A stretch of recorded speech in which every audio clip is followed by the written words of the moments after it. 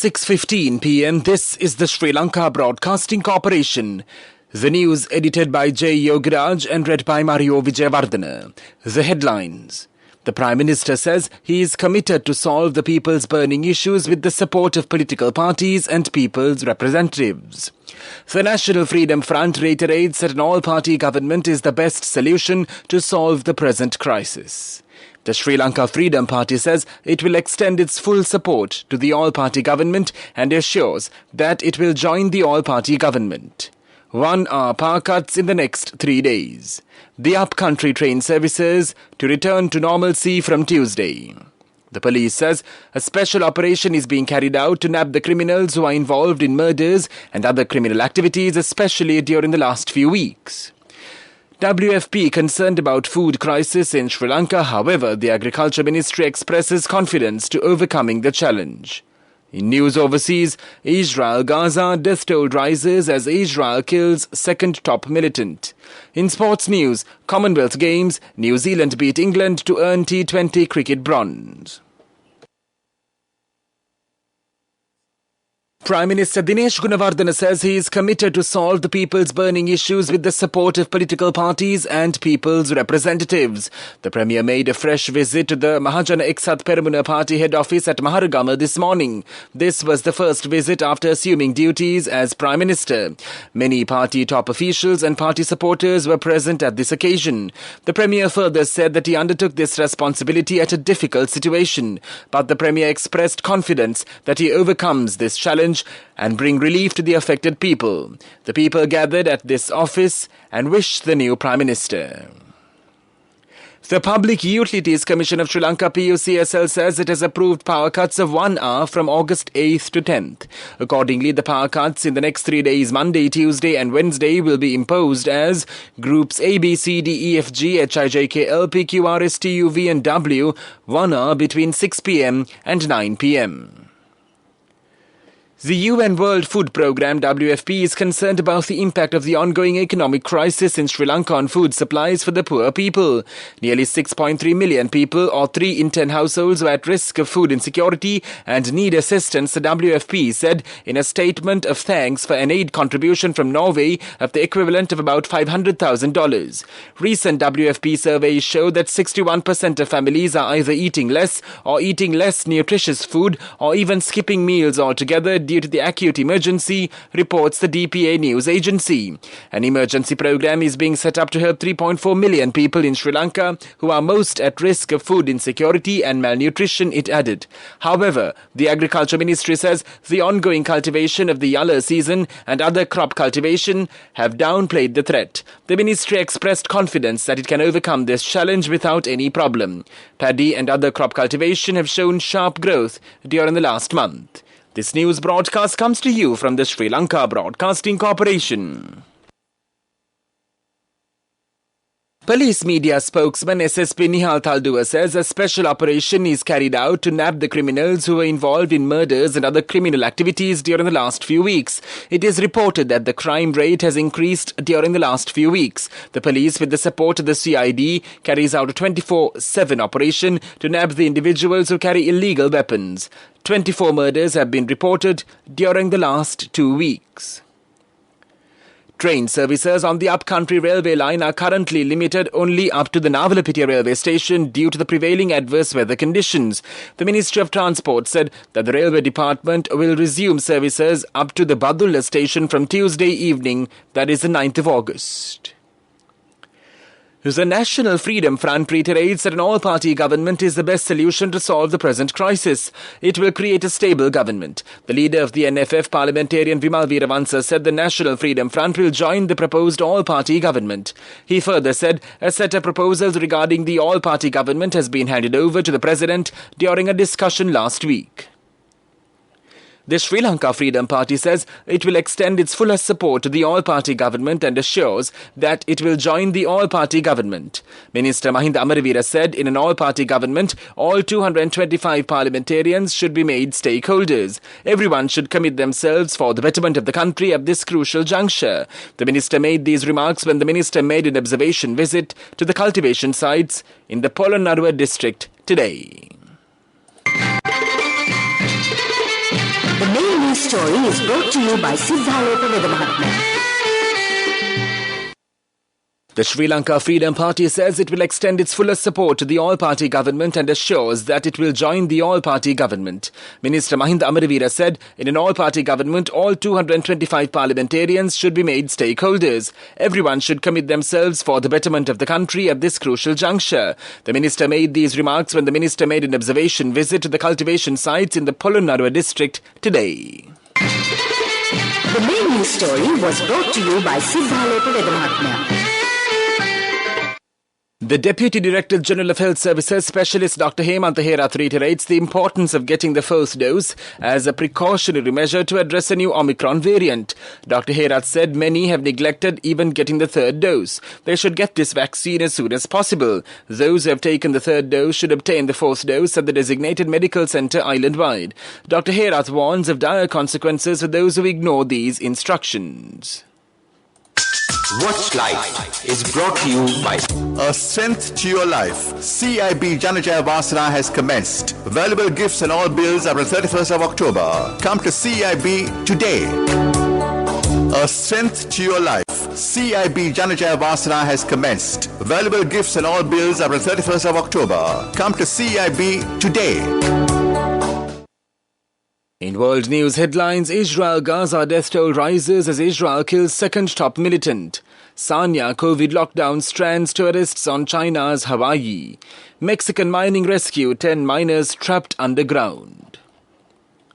Israel has killed a second top militant from the Palestinian Islamic Jihad group as the death toll continues to rise from airstrikes in Gaza. 6 children and several PIJ fighters, including leaders Khalid Mansour and Taisir Jabari, are among the 32 Palestinians reported to have died. Nearly 600 Palestinian rockets and mortars have been fired at Israel since Friday, an Israeli official said. Israel says it launched the operations due to immediate threat from PIJ. More than 80,000 tourists have been left stranded in a popular resort in China after coronavirus outbreak sparked a lockdown. Authorities cancelled all flights and trains from Sanya, known as China's Hawaii, on Saturday, a day after 263 positive cases were confirmed. Travellers must now present 5 negative PCR tests over 7 days before being allowed to leave. China is the major economy to still follow a zero-COVID policy. 10 miners have been trapped underground for more than 3 days in Coahuila, Mexico. More than 300 soldiers and other personnel have joined the rescue efforts, including 6 divers from Mexican Special Forces. The coal mine opened in January and had no record of complaints for any type of abnormality, according to the country's labor ministry. And now the main points of the world news segment once again. Israel-Gaza death toll rises as Israel kills second top militant. Sanya COVID lockdown strands tourists on China's Hawaii. Mexican mining rescue 10 miners trapped underground. That was world news, and now in development news. Sri Lanka's Minister of Foreign Affairs Ali Sabri PC has met with his several counterparts, including the Japanese and Chinese foreign ministers, on the sidelines of the 29th ASEAN Regional Forum ministerial meeting in Kathi this week. The ARF took place recently in Phnom Penh, the capital of Cambodia. The forum was hosted by the current chair of ASEAN, Prak Sokhonn, the Deputy Prime Minister and Minister of Foreign Affairs and International Cooperation of Cambodia. This year's forum addressed the importance of bilateral relations between the ARF member states, with the theme of ARC, ACT, ARF addressing challenges together. That was development news. Sports News is brought to you by Sampath Bank. We present your future. In cricket, New Zealand won the first women's cricket medal awarded at the Commonwealth Games as they comfortably beat England to bronze at Edgbaston. The White Ferns needed fewer than 12 overs to reach their target of 111 after hosts England had been restricted to 110 for 9 from their 20 overs. Captain Sophie Devine top-scored with an unbeaten 51 as the Kiwis raced home for the loss of only 2 wickets. Favourites Australia now face India for the gold medal at 5 BST. Cash through NSP globally and win wonderful gifts locally. From October 1st, 2021 to December 31st, 2022. Remit a minimum of $100 or an equivalent amount in any foreign currency 3 times through NSB U Trust. Business News, sponsored by National Savings Bank, the safest place for your money. MAS Holdings launched a new venture by acquiring the assets of BAM Knitting Private Limited, a leading fabric manufacturing and finishing operation incorporated in 2005 in Tulhiria. MAS Holdings takes a majority stake in the new venture with BAM Knitting as its joint venture partner. This investment further enhances MAS's capabilities in the knitting, dyeing and printing space for cotton fabrics and expands its backward vertical integration on the island. This was news, sponsored by Cash through NSP globally and win wonderful gifts locally. Will you be the lucky winner of the NSP Golden Jubilee?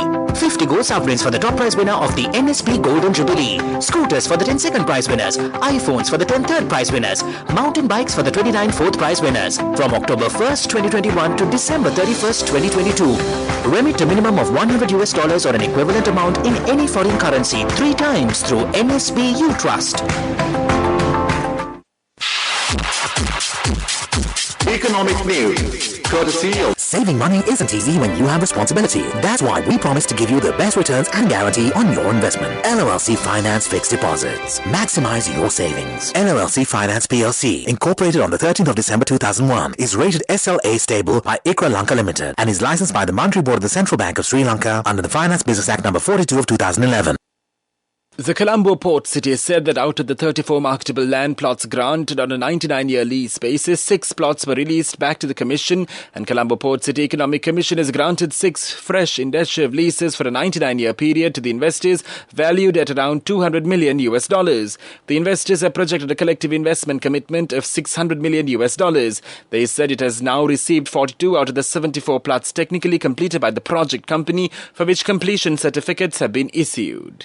LOLC Finance is taking the power of innovation to the next level, winning 5 golds at the Technovation Awards 2022, leading the digital revolution with cutting-edge interbanking digital payments. LOLC Finance claims the overall gold award whilst also claiming an extraordinary victory in digital banking. LOLC Finance will continue to innovate with the next generation digitalization of financial services, delivering a superior customer experience.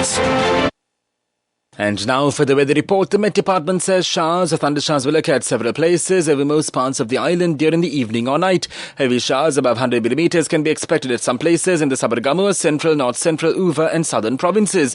The general public is kindly requested to take adequate precautions to minimize damages caused by temporary localized strong winds and lightning during the thunder showers.